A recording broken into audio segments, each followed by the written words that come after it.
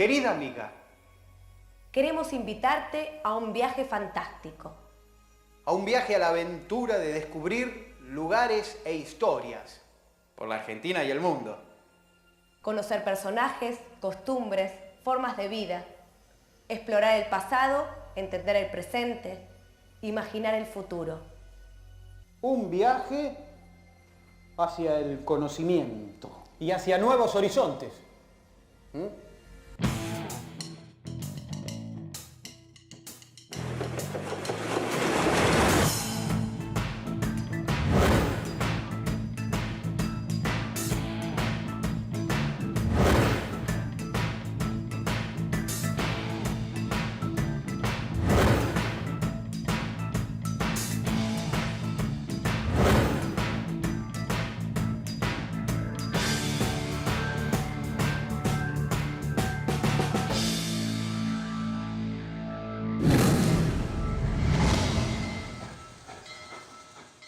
Su atención, por favor, el Expreso Horizontes anuncia la partida de su próximo viaje. Tomás, ¿qué estás haciendo? ¿No terminaste las tareas domésticas? No, es que me dio nostalgia. Quería recordar cómo es ese primer día de clases, pero todavía no tuve tiempo de plancharme el guardapolvo. Muy bien. El primer día hay que ir limpio y prolijito. ¿Pero por qué tenés esa cara? Ah, imagínate. Recordar otra vez las tablas de multiplicar, otra vez composición tema la vaca, otra vez sujeto y predicado. Qué vida injusta. Yo prefería jugar, andar en bici. Bueno, pero todo eso se puede hacer mucho mejor y más divertido si aprendés y estudiás. ¿Vos decís que para andar en patineta necesito saber si San Martín cruzó los Andes? No, Tomás. La escuela es mucho más que esos datos. Sí, pero si no me acordaba de esos datos, me ponían un cero grande como mi cabeza. La educación nos brinda valores y conocimientos para vivir y convivir en sociedad. Te vas a relacionar mejor con tus amigos, a hacer juegos más creativos. ¿Vos decís que todo eso pasa tan solo con saber leer y escribir? Las escuelas existen porque hay un proyecto mucho más grande que las abarca.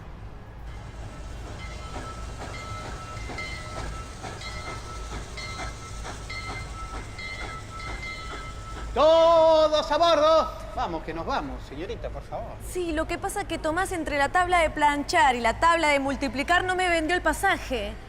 ¿Quedo excluida de este viaje? En absoluto, en absoluto. Usted muy bien lo sabe que este es un tren educativo y en este país la educación es para todos. Así que nadie queda excluido. Por favor, después de usted.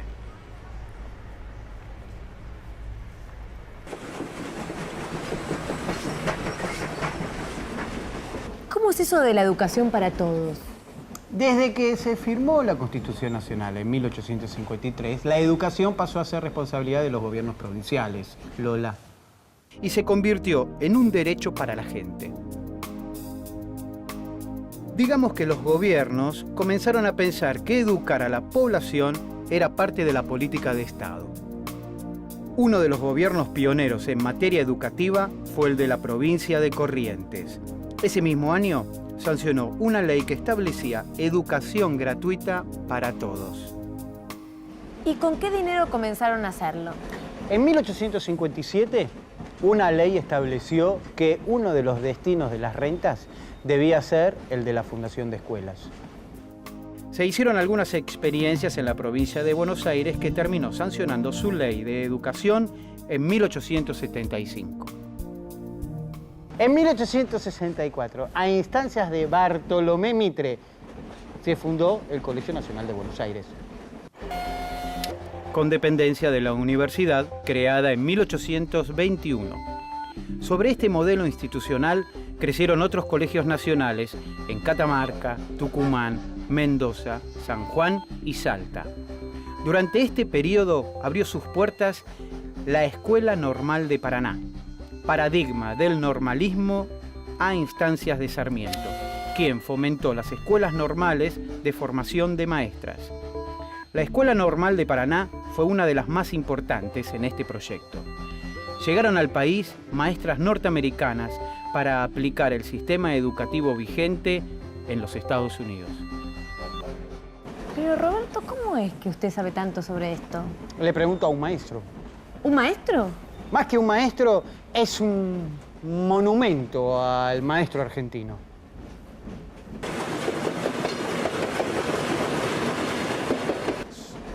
Un maestro. Maestro. Levante la mano, señorita. ¿Quiere ir al baño? ¿Por qué no lo hizo en el recreo? ¡No corran! No quiero ir al baño, quiero hacerle unas preguntas. Muy bien, yo estoy para resolver sus inquietudes. Pregunte nomás. Quería saber un poco más de cómo fueron creándose las escuelas normales. Muy bien. El 1 de octubre de 1869, el Congreso dictó la ley que autorizaba al Poder Ejecutivo a implementar la creación de 2 escuelas normales para formar a los jóvenes que serían los futuros maestros argentinos. La ciudad de Paraná fue la elegida por su ambiente cultural y allí se erigió la primera escuela normal. Cuando Sarmiento creó la Escuela Normal Mixta número 1, la escritora y feminista Juana Manso fue su primera directora. El objetivo de la Escuela Normal fue formar maestros competentes con conocimientos y habilidades que aprenderían a transmitir a sus alumnos. Se otorgaron becas para los estudiantes de magisterio que luego quedaban obligados a ejercer la profesión por 4 años. La creación de escuelas normales fue una tarea prioritaria para las autoridades educativas y en 1877 se aprobó el reglamento para la Escuela Normal de Maestros de la provincia de Buenos Aires. De esta forma, el gobierno argentino se aseguró de dotar al país de maestros competentes y confiables. Buenísimo, maestro. Eso sí que fue apuntar a una clase. Lola, yo creo que ya estás capacitada para asistir al Congreso Pedagógico de 1882. ¡Ay, qué bueno! ¡Y me encanta! Bueno, alumna. Para eso va a tener que viajar en el tiempo.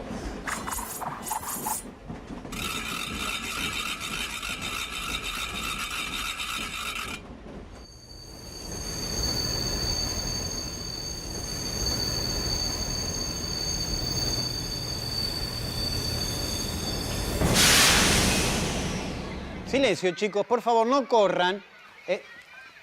Disculpe, Sí. ¿el Congreso Pedagógico de 1882 es aquí? Sí, era aquí, señorita, pero ya terminó. ¡No corran, por favor, alumnos! Viajé 1 siglo y medio en el tiempo y llegué tarde. Aunque sea, ¿me podrá explicar para qué se reunieron? Sí, bueno, nos reunimos para ver qué educación y qué escuela queremos para este país. ¿Y qué papel cumple el poder público en el desarrollo de la educación? ¿Y llegaron a alguna conclusión? Sí, por supuesto. Bueno, nos reunimos con delegados nacionales e importantes personalidades extranjeras con una mayoría de congresales de ideología liberal y positivista. Un lujo, señorita, que quiere que le diga.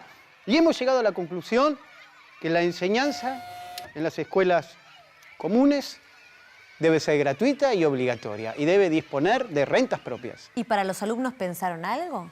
Sí, por supuesto. Recomendamos suprimir los premios y los castigos aflictivos.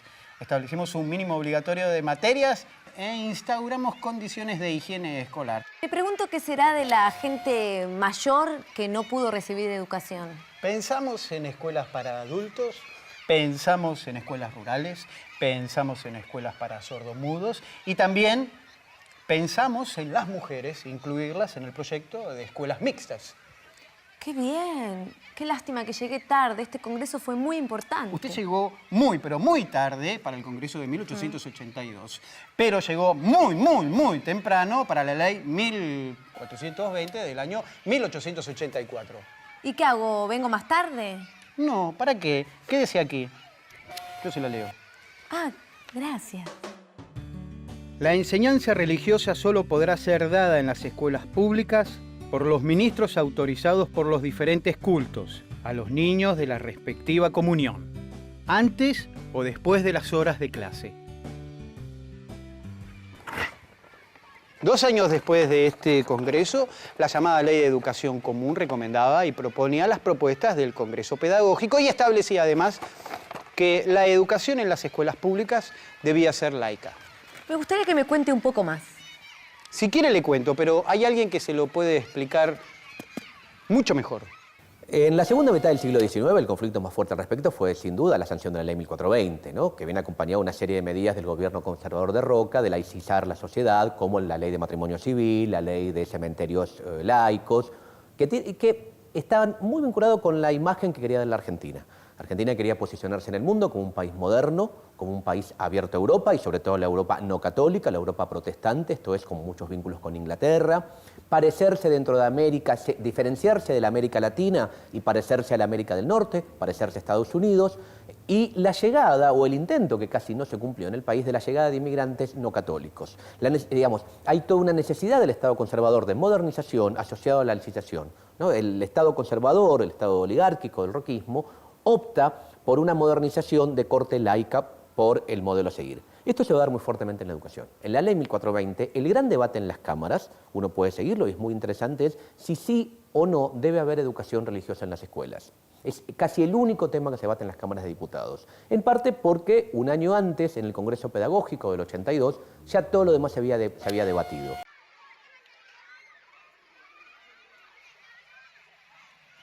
Muchas gracias, maestro. La verdad, me quedaría horas acá, pero bueno, no quiero cansarlo, así que me voy a ir. No, para eso estoy yo. Y cualquier cosa puede consultar en la biblioteca de este tren.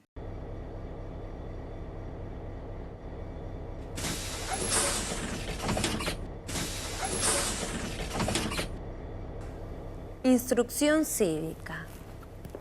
¡Lola! Alberto. Me imaginé que hoy iba a estar por acá. Todos los temas me traen a su biblioteca. Y sí, es la única forma de profundizar lo aprendido. Y dígame, ¿para qué son esos libros? Ni los estoy catalogando, son los libros que se empezaron a usar en la escuela a partir de la ley 1420.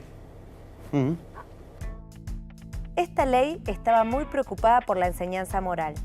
El concepto educativo de este periodo era sexista porque marcaba aprendizajes diferentes para los niños y las niñas.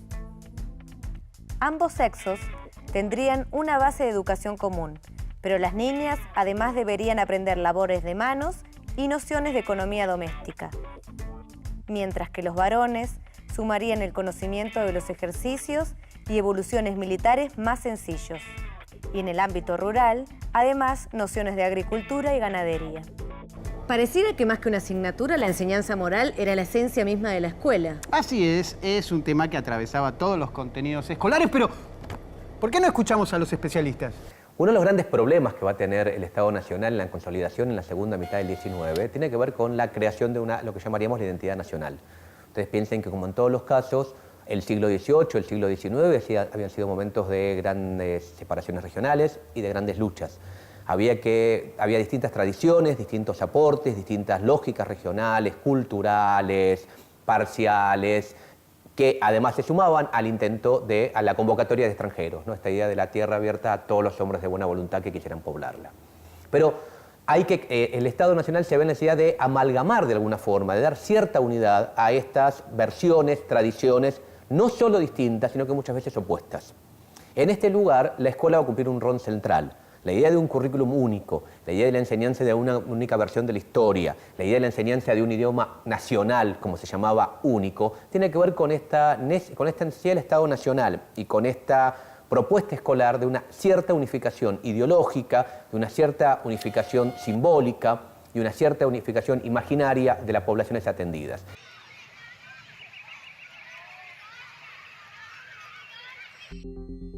Sarmiento insistía mucho en la importancia de levantar establecimientos educativos para la formación de los chicos.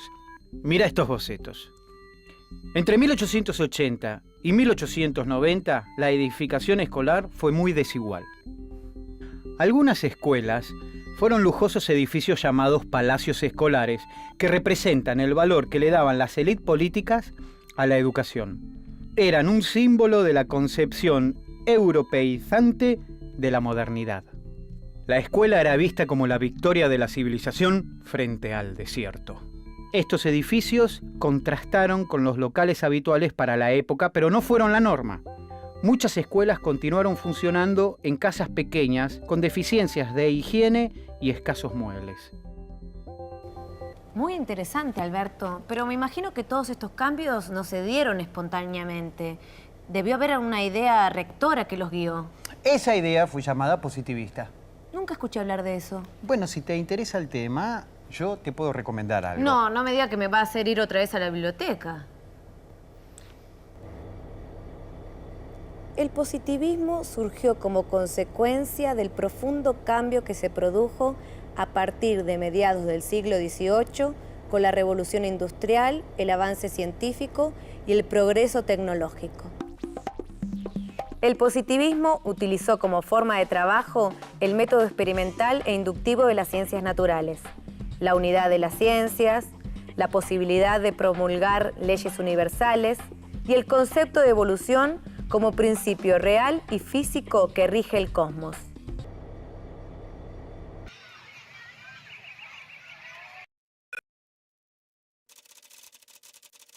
Hola, ¿qué tal? Hola Lola, ¿en qué te puedo ayudar? Estoy investigando sobre el positivismo y quiero saber cómo se presentó en la Argentina. El positivismo en la Argentina se desarrolla en las universidades orientado a estudios biosociológicos y tiene su punto más alto con la creación de la Universidad de La Plata en 1897. En lo que ahora llamamos el secundario, las ideas liberales y civilizadoras de Sarmiento fijaron la base de la pedagogía argentina y tuvo su foco en la Escuela Normal de Paraná. Entre 1870 y 1910 se crearon alrededor de 55 escuelas normales en todo el país, en capitales de provincia y en ciudades importantes. Y se fundó en 1909 la Escuela Normal de Educación Física. Muchísimas gracias. Hasta luego. Chao, Lola. Para vos siempre tendré una actitud positiva.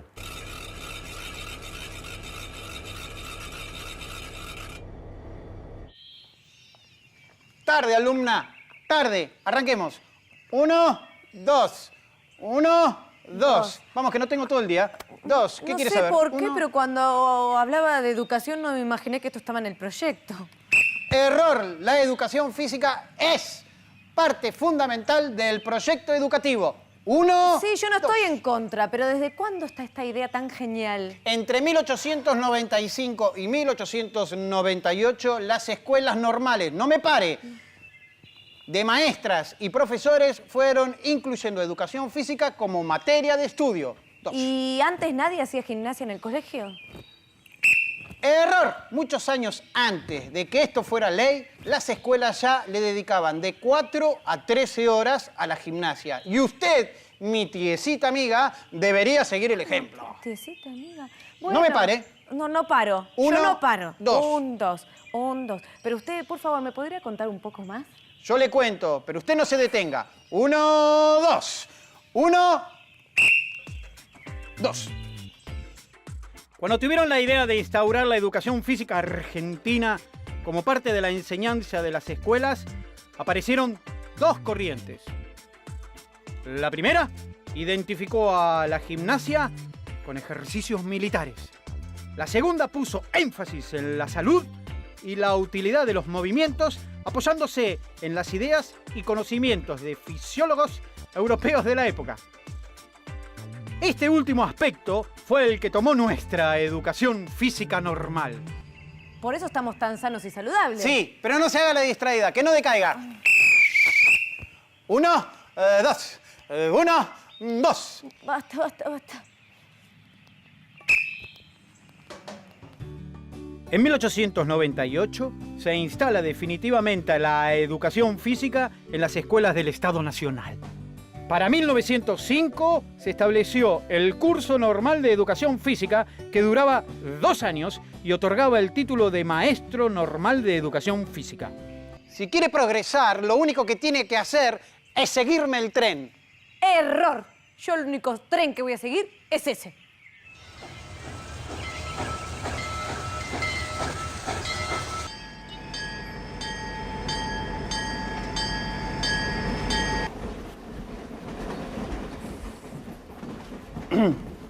Roberto. ¿Cómo le va, Lola? ¿Se puede correr un poquito hacia la derecha? No me hable de correr, por favor, que ya me canso. No, bueno, me expresé mal. ¿Se puede desplazar un poco hacia la derecha, que tengo algo muy importante que mostrarle? Sí. ¿Qué es eso? Este es un álbum familiar.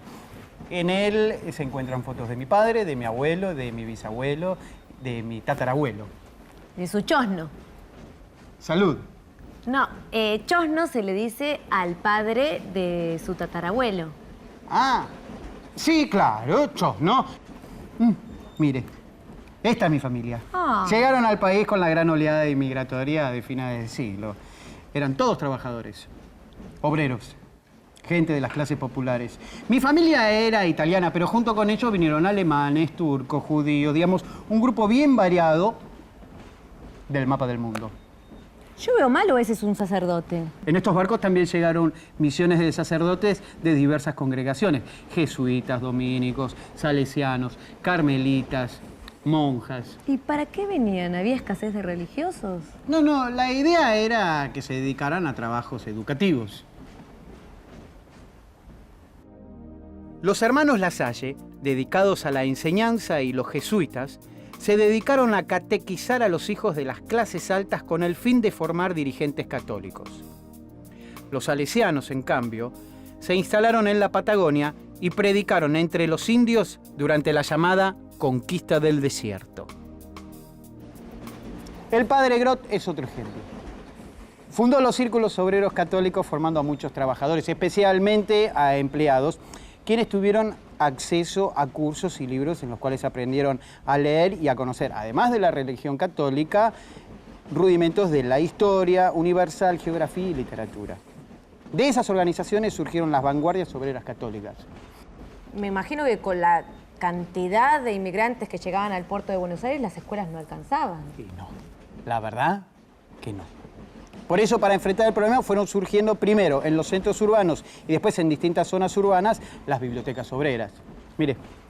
En 1889 se firmó el acuerdo del Consejo Nacional sobre Fiestas Patrias.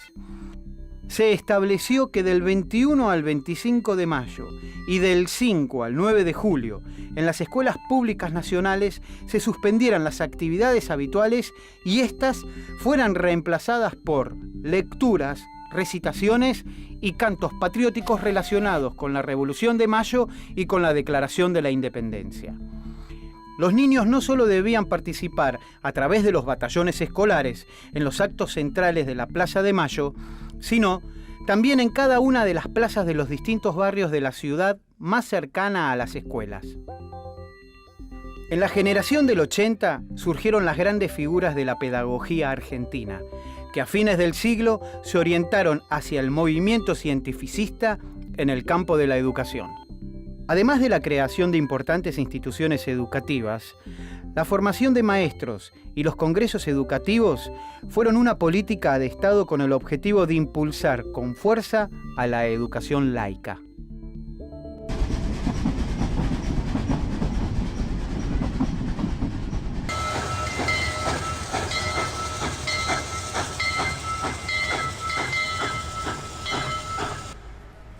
Parece que este viaje fue una gran experiencia. Podríamos repasar los temas más importantes. Dale. Pude entender que el proyecto educativo de la generación del 80 fue mucho más que eso. Fue un proceso de organización nacional ante un país que estaba cambiando. Claro, y no solo por la gran cantidad de extranjeros que llegaban a instalarse. También había cambios en la industria, en la tecnología, en el universo laboral, en los movimientos políticos. Era una época de grandes cambios. Y la educación sirvió para adaptarse. Hubo algunos problemas en el aspecto religioso. La educación laica originó gran controversia. Los católicos decían que el Estado estaba abusando y los liberales reclamaban la defensa de sus derechos individuales. Además, apoyaban las facultades del gobierno frente al poder eclesiástico. Por eso fue necesario terminar con las disputas de la mejor manera que puede hacerse, desde el Estado, legislando. Claro. En 1884, la Ley 1420 terminó con las polémicas. Ganaron los partidarios de la educación laica. Fue un proyecto fundamental para la formación de nuestra argentinidad. Así es, formar la argentinidad es reunir a todos los miembros de la sociedad en torno a ciertos valores comunes y a formas de proyectar una misma patria. Mañana a la misma hora pasa otro tren. ¿Pensás tomarlo? Por supuesto. Aprender es un viaje inagotable.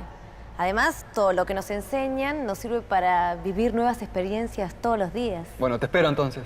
Claro. Chau, Tomás. Chao, Lola.